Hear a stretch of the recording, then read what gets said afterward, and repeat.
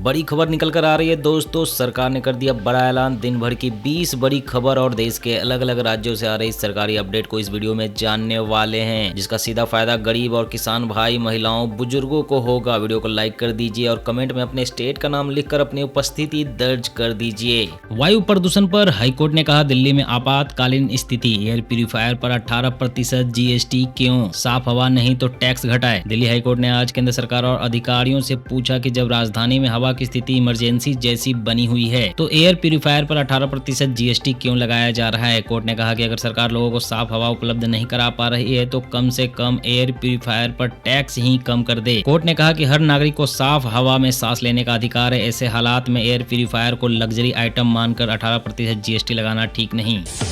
PM Modi ने VBG Ram ji को सराहा, कहा गांव में रोजगार संपत्ति के साथ अच्छी फसल मिलेगी, नया कानून मनरेगा की जगह लेगा। 20 साल बाद उद्धव और राज ठाकरे की पार्टी में गठबंधन, कहा हमारी सोच एक, बटेंगे तो बिखरेंगे। 29 नगर निगम चुनाव में 15 जनवरी को मतदान। जनवरी 2026 में देश भर में 16 दिन बैंक रहेंगे बंद, 4 रविवार, 2 शनिवार और गणतंत्र दिवस के अलावा 9 छुट्टी रहेगी। हरियाणा में स्कूलों की छुट्टियों का ऐलान, 15 दिन तक रहेगा विंटर ब्रेक। 10वीं और 12वीं की कक्षाएं रहेगी जारी। निसान की कार 1 जनवरी से 3% तक महंगी होगी। इनपुट कॉस्ट बढ़ने के कारण फैसला लिया। 2026 में 3 नई गाड़ियां लॉन्च करेगी कंपनी।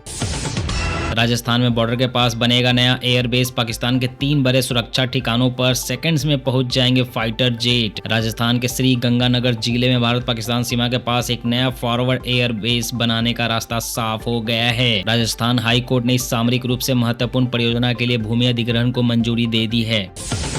असम में लगातार दूसरे दिन हिंसा, 2 की मौत, 38 पुलिसकर्मियों समेत कुल 45 घायल। चराई जमीन पर अतिक्रमण का विरोध कर रहे जनजातीय लोग।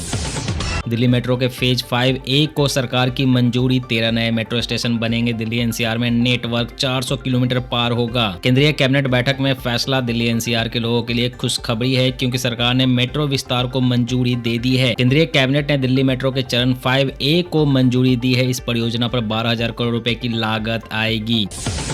किसानों के लिए बीज का कानून एवं पेस्टिसाइड एक्ट लागू करने की तैयारी कर रही है केंद्र सरकार। केंद्रीय कृषि मंत्री शिवराज सिंह चौहान ने कहा है कि केंद्र सरकार किसानों के लिए बीज का कानून एवं पेस्टिसाइड एक्ट लागू करने की तैयारी कर रही है। इसको लेकर संसद के आगामी सत्र में इस पर मुहर लग जाएगी। इससे नकली बीज बेचने वालों पर नकेल लगेगी।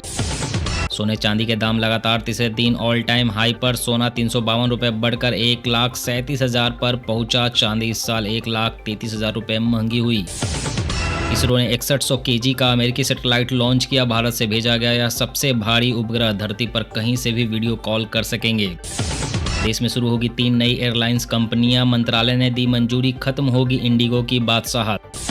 बिहार में जमीन खरीद प्रक्रिया को लेकर नीतीश सरकार का बड़ा बदलाव। 1 जनवरी से जमीन से जुड़ी सभी दस्तावेज मिलेंगे ऑनलाइन। भू अभिलेख पोर्टल से मिलेगी सुविधा। जी हां, बिहार में जमीन खरीदने की प्रक्रिया को सरल और पारदर्शी बनाने की दिशा में सरकार ने बड़ा फैसला लिया है। अब जमीन खरीद के लिए केवल जमाबंदी की रसीद ही पर्याप्त होगी। राजस्व एवं भूमि सुधार विभाग ने इसे लेकर नई गाइडलाइन जारी कर दी है। इस फैसले से जमीन खरीदने से पहले लगने वाले कागजों की संख्या कम होगी और आम लोगों को दफ्तरों के अनावश्यक चक्कर नहीं लगाने पड़ेंगे।